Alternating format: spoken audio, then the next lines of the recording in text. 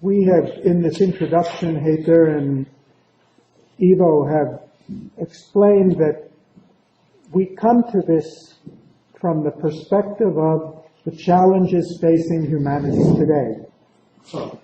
Ecological challenges, economic challenges, political challenges, social challenges, technological challenges of an unprecedented nature.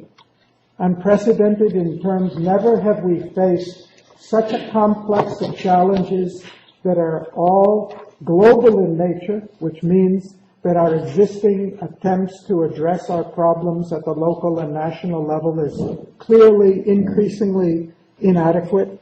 Secondly, that are so interwoven and interconnected with each other that no longer are our sectoral or piecemeal approaches to solving problems adequate. They are all increasingly interrelated, and this has been the study of the Academy on what we call the need for a new paradigm.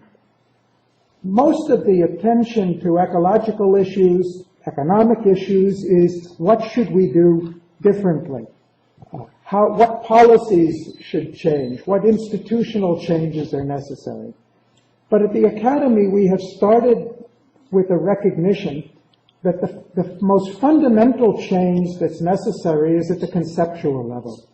That unless we change our understanding of the knowledge on which we are approaching these problems, we're not going to effectively address them.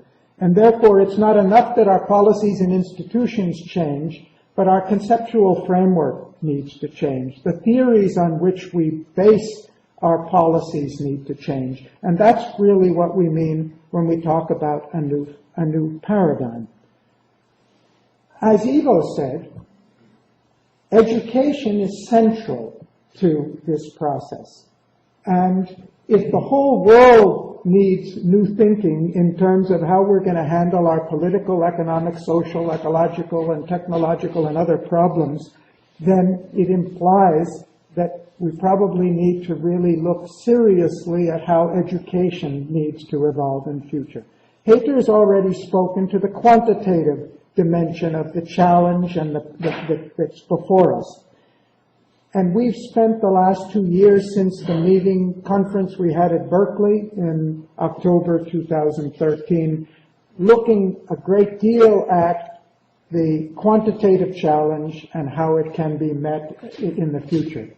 This conference, this meeting, and the program that we would like to see come out of this is really focusing on the qualitative dimension.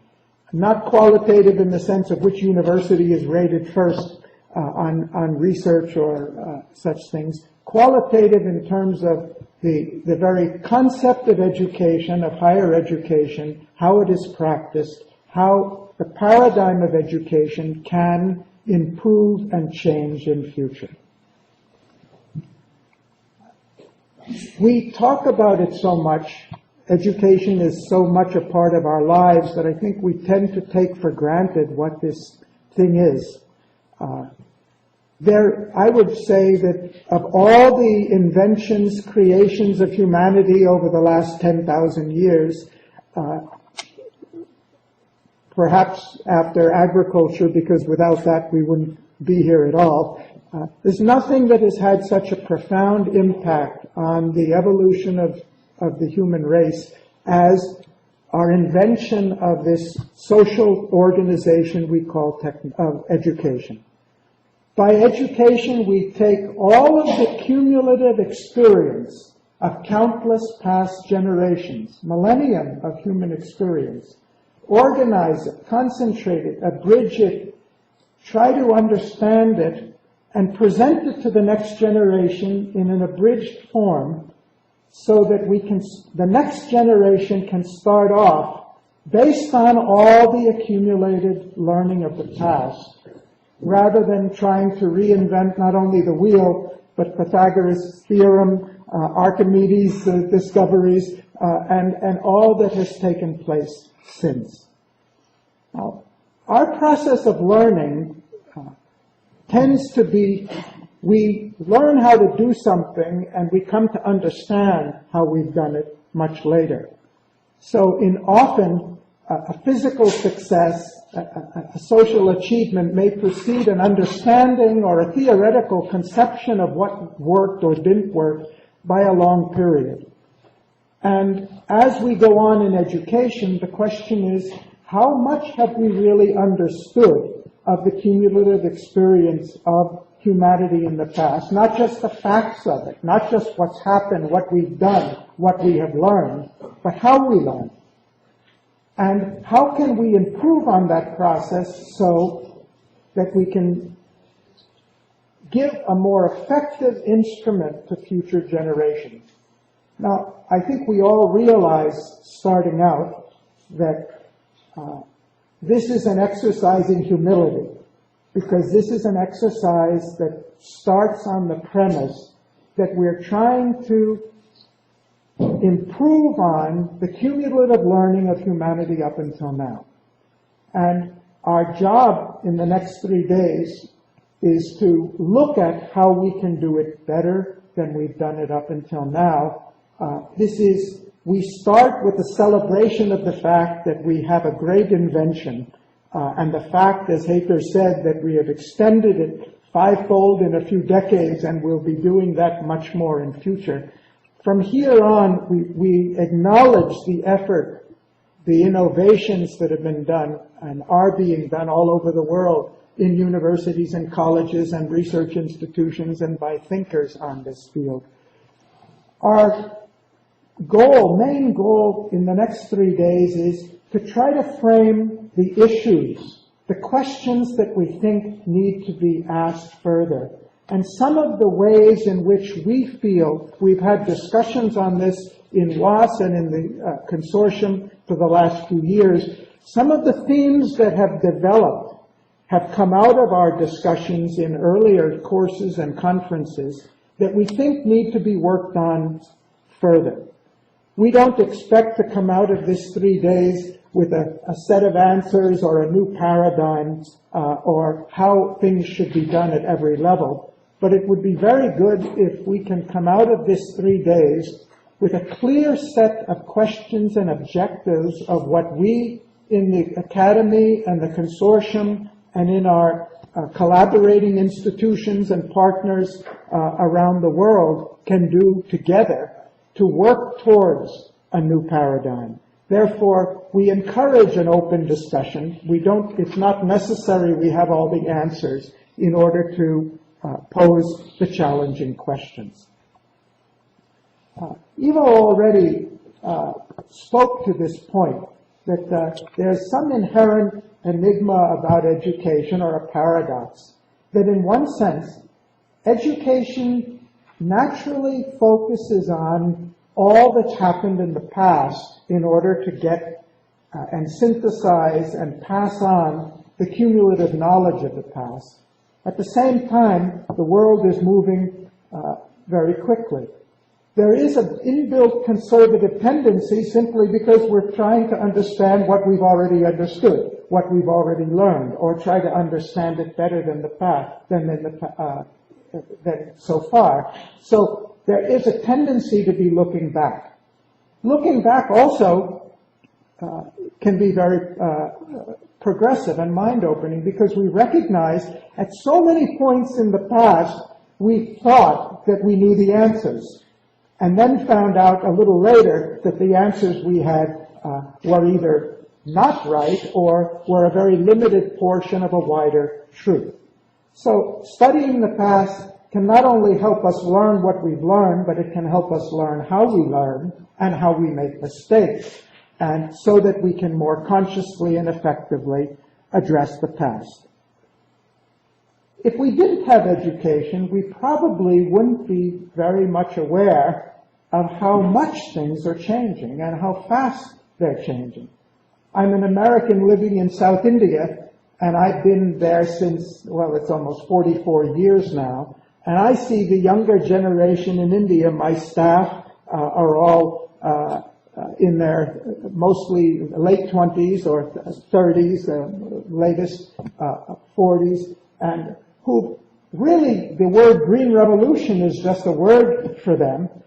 The idea of Indian independence were, Mahatma Gandhi and Nehru, are names for them.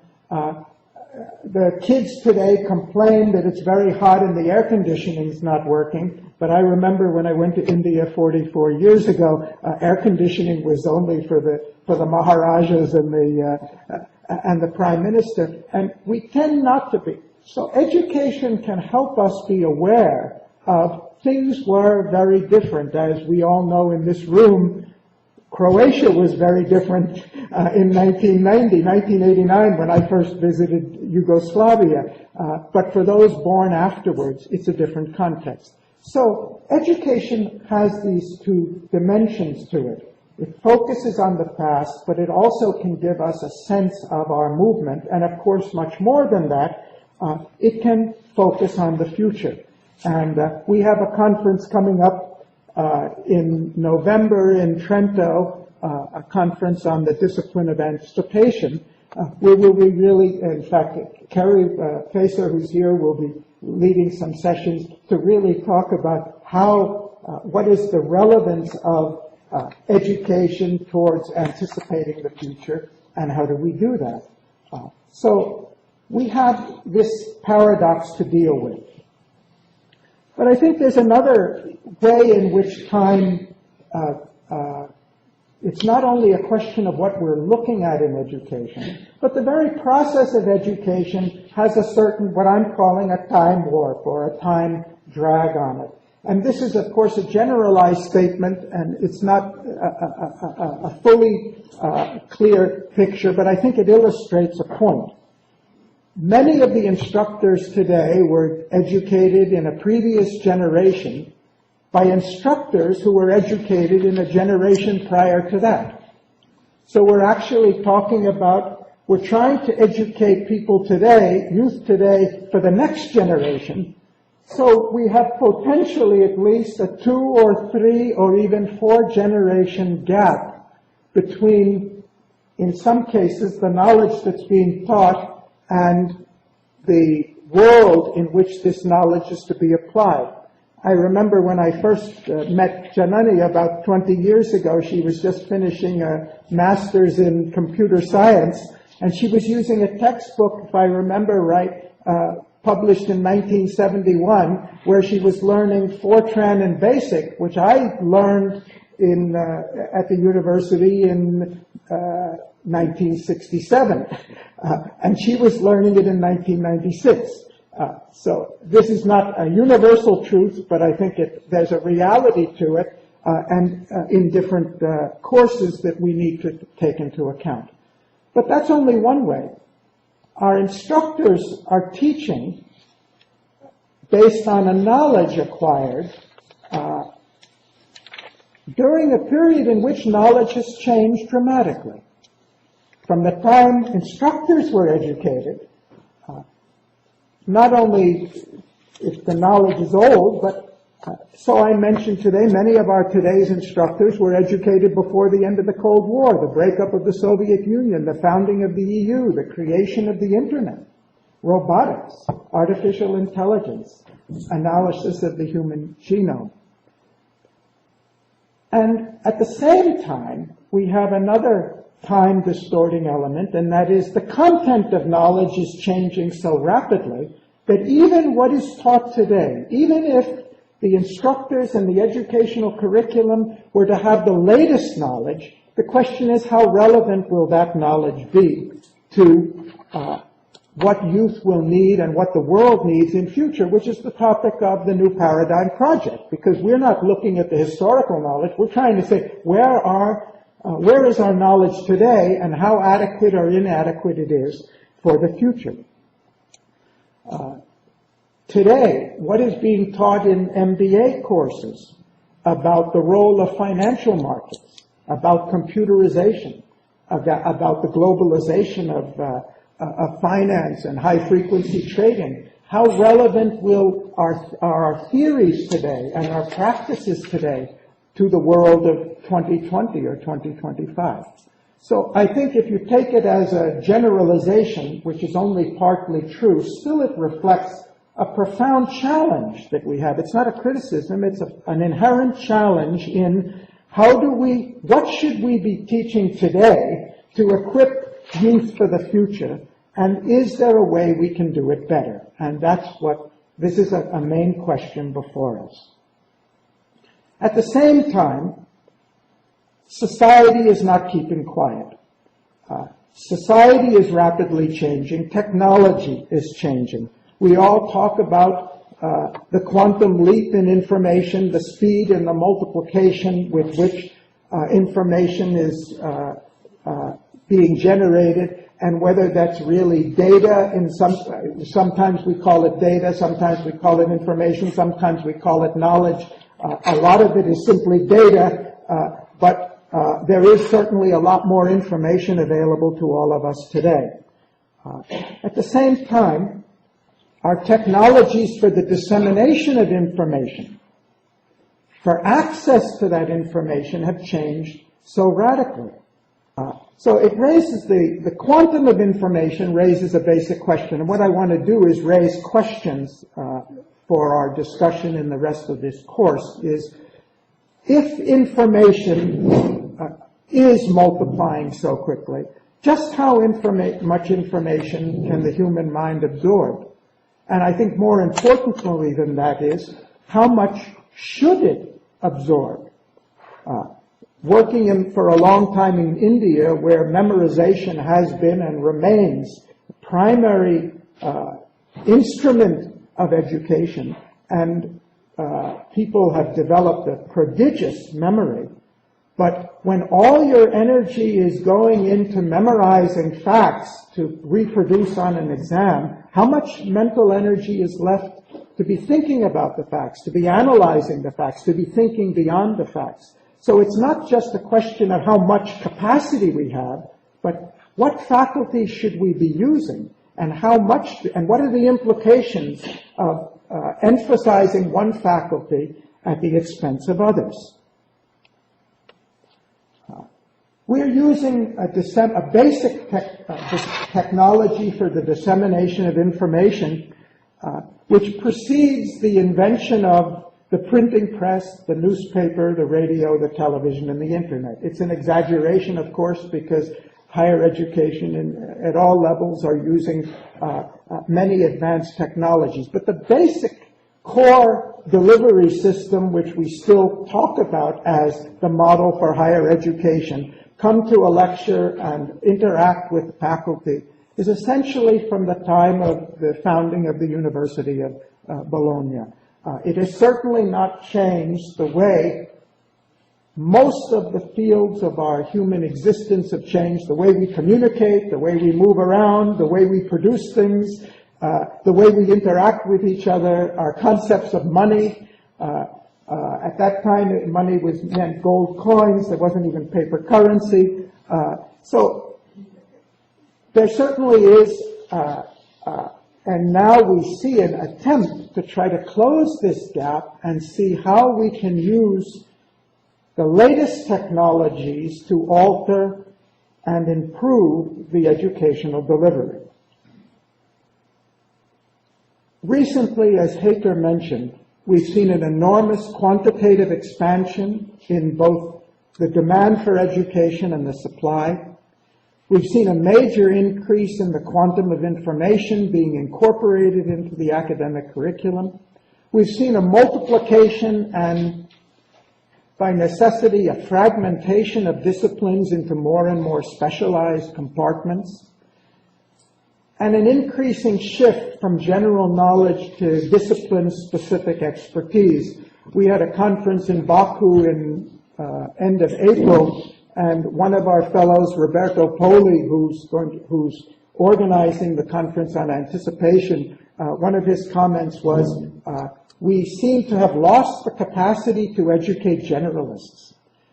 Our education is increasingly the education of people with a very narrower and narrower discipline-specific expertise, something that I believe Alberto will talk to in his presentation, because he's got great experience to illustrate the problem that it represents. So I think we all know this, but just to put some facts before you and to our online audience, this graph shows the growth in the number of disciplines in the broadest sense over the last couple of centuries. And if you go a little further in breaking it down, in the discipline of history alone, this is from the one university in the United States, and it's not, I couldn't fit it all on one slide. It multiplies out into many more than this. If you look at new subjects created at one university in the U.S. since 1970, and this may not be an exhaustive list. Where are we today? Starting the 21st century, we've got 1,000, if you take disciplines and subdisciplines, it comes to about 1,000 different subjects. In biology alone, there are 63. In medicine, there are 24 sciences, 120 subspecialties. In psychology, 22 specialties. So every field is different. But I think if we're training people more and more for these specific narrow disciplines, it definitely has an impact on our capacity to address social issues, and it's a recurring theme we'll be discussing. We can ask ourselves what's wrong with the compartmentalization and specialization of knowledge. In fact, it's one of the greatest inventions we've ever had. We're going to have a discussion on the nature of mind and how mind thinks. And our capacity to concentrate on a part, zoom in on it, and look at it in closer and closer detail is one of the principal ways in which knowledge has expanded over the last few thousand years. We need, in order to really to learn all there is to learn about the genetics of DNA and inheritance and so forth, we need to be able to specialize and zoom down more and more. But at the same time, the more we tend to focus on the part, the more difficult it is to keep perspective of the whole and the interconnections. And in our work for the new paradigm, we've come to the conclusion that this is a fundamental source of the problems we have today.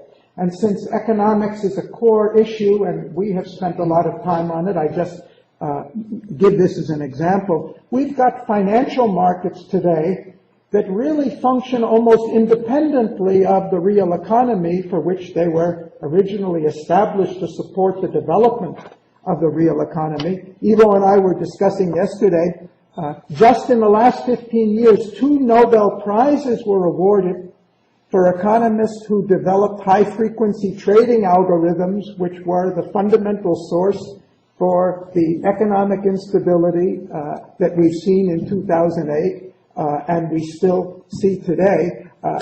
The difficulty of specialization is that in developing a specialized expertise, we have the danger of more and more losing knowledge of the impact on the whole. Of course, many of the challenges we face today because of ecology can be traced back to the fact that economics never considered ecology as part of the subject matter until the time of Club of Rome's report and other the development of the environmental industry field, which told us not only that our practices are wrong, but our very concepts are wrong, are inadequate, are too narrowly focused.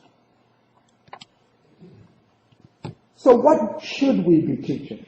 And that's a question that we'll come back to, and that's a question which faces every faculty member in every university in every subject today. How much and what selection of what we teach should be facts? Simple facts and raw data. In economics, what is GDP? How is it calculated? What is the percentage of financial services? How the service sector is increasingly generating a larger proportion of GDP in the past?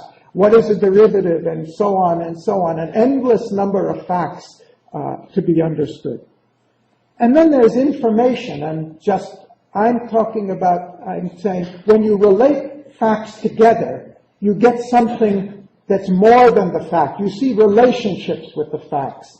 And a date is just a fact, but when you relate the fact that the birth of the Internet and the end of the Cold War were very closely related to one another, then you wonder, is there a relationship between them?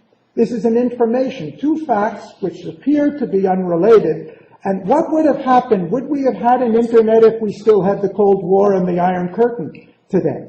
Could we have ever imagined this free exchange of information all over the globe and the kind of communication we have today? We know all economic students are learning about GDP, but what about the fact that GDP includes not just positive contributions to the welfare of society and raising production, but environmental catastrophes are raising GDP, our expenditure on military and war are raising GDP. By understanding what GDP is, we don't understand all there is about it. GDP doesn't include the non-monetarized sector, the fact that so many people, especially women, but not only, who are providing services, essential services for the survival of and growth and development of humanity, but are not reflected in GDP. So the reality is much more complex. And if we go from beyond information and to thought, and just what I mean by that is the capacity to take pieces of information and correlate them and analyze them and examine them. For example, a thought that has been voiced very frequently in recent times: what's the relationship between economic growth and human welfare? Still, the politicians largely and the people largely, they tell, oh, our GDP is going up, that's great. Our GDP is going down, that's bad. Is it bad if the GDP from speculative financial exchanges goes down? If it's bad that the GDP from military expenditure goes down? The reality is much more complex than just having a fact or a piece of information. And then beyond the thoughts, what happens when we take two or more thoughts and try to relate them together and see the relationship between them? What is the relationship between economic development and ecological sustainability? A question that is now being voiced as if it's a new question, as if it's something we've just discovered. But how far does that form part of the economics curriculum around the world today? Not just what Jeffrey Sachs is teaching and saying we don't need growth, we only need sustainability. But how far has it percolated down into our educational system? What is the relationship between the individual and the collective? And how does the relationship between individual freedom and collective responsibility or collective harmony express in the field of economics and in the theories and practices of economics we're teaching? How much are our students presented with the fact that there are fundamental issues related to human beings that are reflecting in our financial markets, in our economic system today? A theme that Winston, who will join us a little later and speak in the afternoon, we developed in our course last year. What precisely is the relationship between the economy and political power or social power? What is the role of corporate money or wealth in influencing democracy? Do we really have democracy today in my country? Is it really democracy, or is it something closer to plutocracy? What is, in reverse, what is the impact of the political system on economy? Can we really have what we call a market economy in the absence of an effective political system? Will we really have a competitive market economy without regulation? So these are more fundamental issues than what is GDP. And finally, what about values? What is the role of values in education?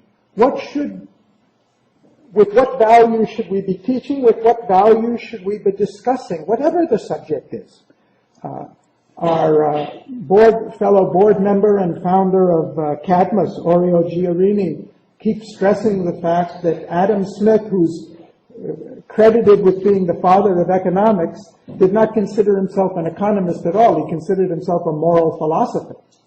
His goal was not to say that markets are the be-all and end-all and answer to everything. His goal was to say we have to attune our economy in a way that maximizes human welfare. And the old mercantile system in which a few wealthy traders were in collaboration or with the crown is not the best way to promote human welfare and the benefits of society. So what are the values that our system, our ideas, our theories are serving? The value of freedom, the value of equality, the value of social harmony and sustainability and so forth. So I've given the example from economics, but I think the principle is true for every field, including the natural sciences, and maybe you'll have time to pursue it later and discuss it. But there are complex decisions to be made. What should we be teaching, at what level, how much, and in what context? And I think as you go down this list, you see we go from the narrow specific to the broader general, which eventually integrates with our conception of human life on Earth in its totality. So it raises other questions.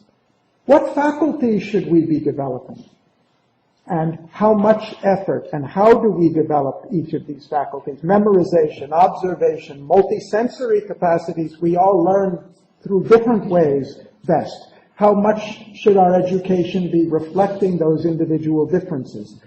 Communication skills, interpersonal skills, analytic, reductive thinking to focus on the part, comprehensive, holistic thinking to see the parts in relationship to one another. And how do we do that? That's another topic for discussion. How do we integrate knowledge from different levels and different fields into something that we could call synthetic or integrated? And I will come back to this in the topic on mind.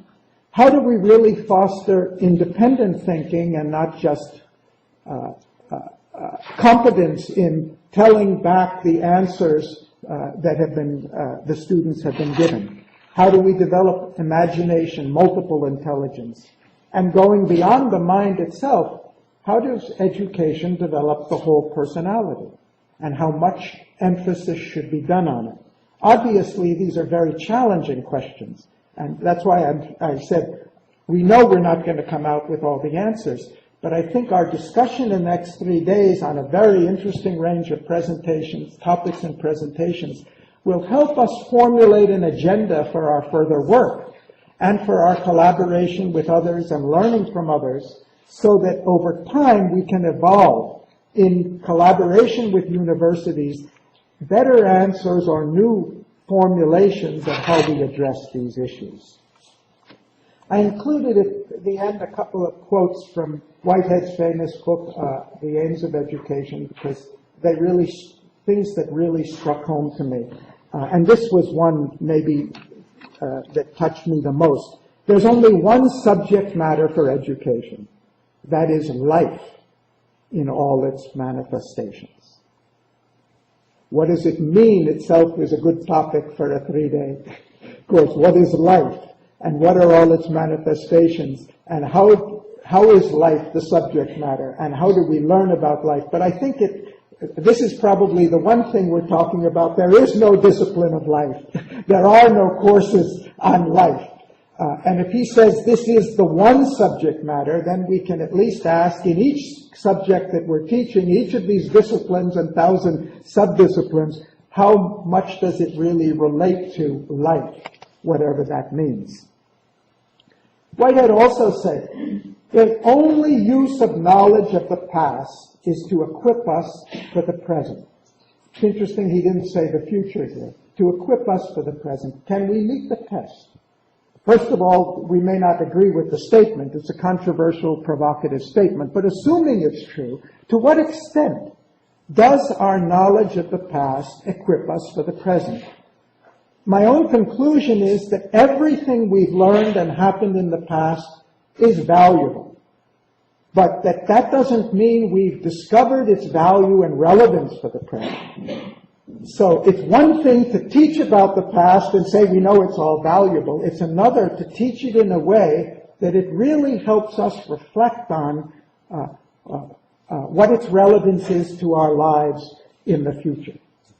And then he's made a complementary statement saying the present holds within itself the complete sum of existence, backwards and forwards, the whole amplitude of time, which is eternity, which implies, one, that all the present achievements we have and all the present problems we have are reflections of what's happened in the past.